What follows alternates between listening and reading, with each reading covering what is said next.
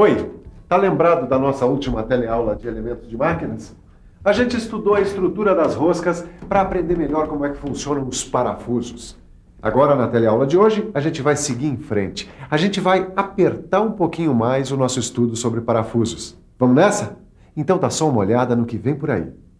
Você vai aprender quais são as partes básicas de um parafuso e vai conhecer os 4 grandes grupos em que a gente divide esses elementos de fixação: os parafusos passantes, os parafusos não passantes, os parafusos de pressão e ainda os parafusos prisioneiros.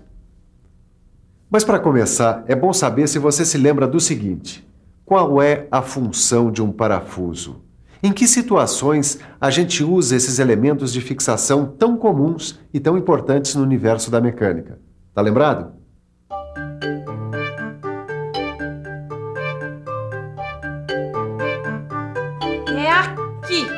É aqui, Edgar, que a gente precisa decidir qual parafuso que a gente vai usar. Ei, peraí. Mas você sabe definir precisamente em que situação a gente usa ou não usa um parafuso como elemento de fixação? Claro que eu sei. A gente usa um parafuso quando a gente quer fazer uma união não permanente. Quer dizer, quando as peças que a gente vai unir, elas precisam ser montadas e desmontadas. É aí que entra o parafuso, tá certo? E como a gente já estudou o funcionamento das roscas dos parafusos, fica tudo muito mais fácil. Peraí, que é aí que a porca torce o rabo, hein? A gente já estudou os vários tipos de roscas, mas a gente ainda não estudou os vários tipos de parafusos, certo? Isso é verdade, né? Aham, o quê? Olha, eu estou dizendo que a gente tem que estudar os vários tipos de parafusos, certo? A gente tem que conhecer a sua finalidade, ou seja, a função que cada um deles vai ter no uso, certo? Bom, você sabe que eu estava lendo aqui esse catálogo? Eu fiquei até assustada. Tem vários tipos de parafuso. Edgar, pra que tanto parafuso? Meu Deus! Deixa eu ver. De fato tem parafuso de todo jeito nesse mundo. É parafuso de corpo cilíndrico, parafuso de corpo cônico, parafuso com cabeça, parafuso sem cabeça. Pode conferir. O formato da cabeça, do corpo e da ponta dos parafusos varia muito. Mas é claro que mesmo com toda essa variedade, existe um sistema de classificação dos parafusos. A gente classifica eles em 4 grandes grupos. Olha aqui, eu vou te dar alguns exemplos. Esse aqui é o parafuso passante. Esse aqui, é o parafuso não passante. Esses outros aqui, são parafusos de pressão. E esse aqui é o último tipo, é o parafuso prisioneiro. Agora, não vai me perguntar qual é o crime que o parafuso prisioneiro cometeu, porque senão eu paro essa aula aqui mesmo. Vamos estudar direitinho cada um dos 4 grupos, começando pelos parafusos passantes. Se você acha que parafuso passante é aquele que passa direto pelos furos, atravessando toda a peça, acertou em cheio. Vamos conferir agora com o professor Roberto do Senai como e quando é usado o parafuso passante. Bom, o parafuso passante atravessa toda a peça. Por isso, ele precisa de uma porca para fixá-lo. E conforme o serviço, ele pode precisar de uma arruela também. Mas o parafuso passante é necessariamente com cabeça ou existe também o parafuso passante sem cabeça? Existe sem cabeça também. Vamos conhecer agora um outro grupo de parafusos, o grupo dos não passantes. O parafuso não passante, como você já deve estar imaginando, é aquele que não passa pela peça toda. Certo, professor? Certo. E por isso mesmo, o parafuso não passante não precisa de porca. O próprio furo onde a gente introduz esse tipo de parafuso é que deve ser roscado. Observe, esse aqui é um parafuso não passante. Ele entra assim, num furo roscado, compreende? Vamos conhecer agora um outro grupo de parafusos, os parafusos de pressão.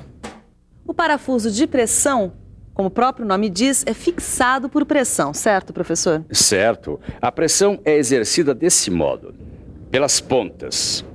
A ponta do parafuso pressiona a peça a ser fixada.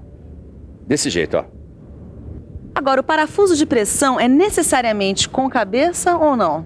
Não necessariamente. Existem parafusos de pressão sem cabeça. Olha aqui, Agora é hora de você usar a cabeça para conhecer o último grupo de parafusos, os parafusos prisioneiros. Esses parafusos nunca me escapam. Quer saber por quê? É só lembrar que o parafuso prisioneiro não tem cabeça. Ele tem rosca nas duas extremidades, quer ver? Esse aqui é um parafuso prisioneiro. A gente usa esse tipo de parafuso, sobretudo em situações que exigem montagens e desmontagens frequentes. Porque o uso de outro tipo de parafuso nesses casos pode acabar prejudicando a rosca dos furos.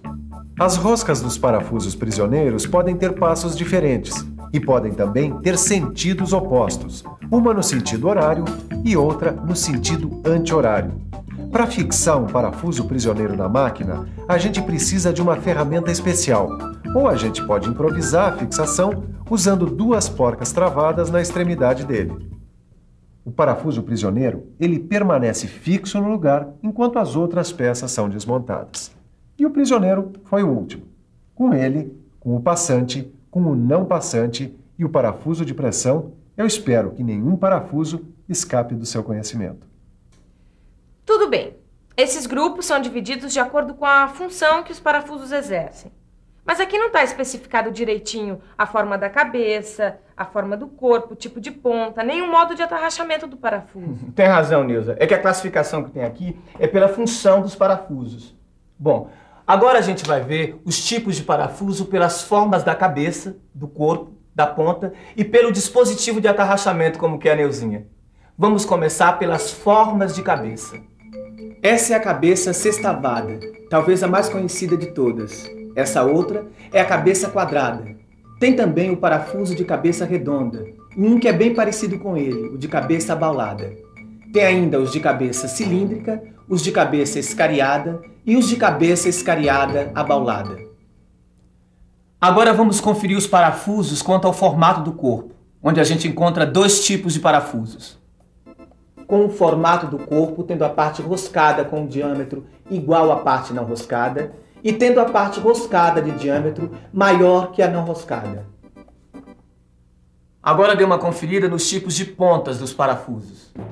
Tem a ponta cônica, tem também a ponta arredondada, tem ainda a ponta plana com chanfro e a ponta plana. Bom, só falta conferir os parafusos quanto aos seus dispositivos de atarrachamento. Vamos lá? O dispositivo de atarrachamento de um parafuso pode ser sextavado ou pode ser quadrado. Tem também o sextavado interno, a própria fenda, a fenda cruzada, a borboleta, que você deve conhecer, e o dispositivo de atarrachamento recartilhado, que completa o time. Bom, esse time de partes que você acabou de ver acaba formando os mais variados parafusos. Você vai ver agora uma seleção de parafusos, cada um combinando as mais variadas partes, mas todos eles muito úteis no universo da mecânica. Vamos lá. O parafuso sextavado. O parafuso sextavado com rosca total. O parafuso sextavado com porca. O de cabeça cilíndrica com sextavado interno. O de cabeça quadrada. O de cabeça cilíndrica com fenda. O de cabeça redonda com fenda. O de cabeça cilíndrica abaulada com fenda. O de cabeça escariada com fenda. O de cabeça escariada abaulada com fenda. Olha, não precisa anotar isso aí não. É só prestar atenção, porque tudo isso aí está lá no seu livro. Vamos nessa? Olha aí o parafuso de cabeça panela com fenda cruzada. O de cabeça redonda com fenda cruzada. O parafuso borboleta. O parafuso de cabeça recartilhada. O parafuso prisioneiro, que é sempre muito procurado. O parafuso sem cabeça com fenda. O parafuso sem cabeça com rosca total e fenda. O autoatarrachante de cabeça sextavada. O parafuso para madeira de cabeça escariada com fenda. O de cabeça escariada com fenda cruzada. O parafuso tipo prego de cabeça escariada. O de cabeça escariada com fenda cruzada. E o de cabeça escariada abaulada com fenda cruzada. E aí, Neuza, já escolheu seus parafusos? Ainda não. Mas eu tô vendo aqui que tem uma coisa muito importante que a gente ainda não estudou, viu, Edgar? E o que é? Os 4 fatores que o profissional precisa levar em conta quando vai unir uma peça com parafuso. Para fixar peças com parafusos, você precisa levar em consideração a profundidade do furo broqueado, a profundidade do furo roscado, o comprimento útil de penetração do parafuso e o diâmetro do furo passante. Vamos dar uma conferida nesses fatores um por um. Vamos ver como é que se faz isso. A profundidade do furo broqueado varia conforme o material das peças que você trabalha. Por exemplo, no caso do alumínio, a profundidade pode ser de até 3D, ou seja, 3 vezes o diâmetro do parafuso. Já a profundidade do furo roscado costuma ser um pouco menor. No caso de furo em peça de alumínio, por exemplo, ela vai até 2,5D, quer dizer, 2,5 vezes o tamanho do diâmetro da rosca. Agora, o comprimento útil de penetração do parafuso, para você ter uma ideia, no caso do alumínio, ele tem o valor de 2D, ou seja, ele pode penetrar em 2 vezes o tamanho do diâmetro. E quanto ao diâmetro do furo passante, no caso do alumínio, ele obedece à relação de 1,06D, ou seja, 1,06 vezes o diâmetro do parafuso. Bom, você viu alguns exemplos em relação ao alumínio, mas no seu livro você vai encontrar a tabela de valores com outros metais, não é, Ed? Além disso, você pode fazer os exercícios e fixar melhor o que você aprendeu na teleaula de hoje. Agora, aperte a memória e se ligue na revisão. E atenção, se liga aí que é hora da revisão. Na nossa teleaula de elementos de máquinas de hoje, você aprendeu que os parafusos se dividem em 4 grandes grupos.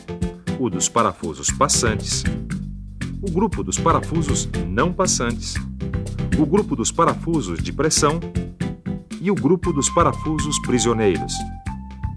A gente também estudou os tipos de parafuso de acordo com as formas de cabeça, formato do corpo e as pontas de cada parafuso. A gente conferiu também os dispositivos de atarrachamento de um parafuso, assim como os fatores que a gente precisa considerar na hora de prender um parafuso. E viu uma série de parafusos com várias combinações de cabeças, formatos de corpo e pontas. Bom, se você pensa que já sabe tudo sobre parafusos, negativo. Pode tratar de pegar seu livro, dar uma boa estudada e se preparar para a nossa próxima teleaula, porque a gente vai continuar batendo nesse assunto. Os parafusos. Bons estudos e até lá!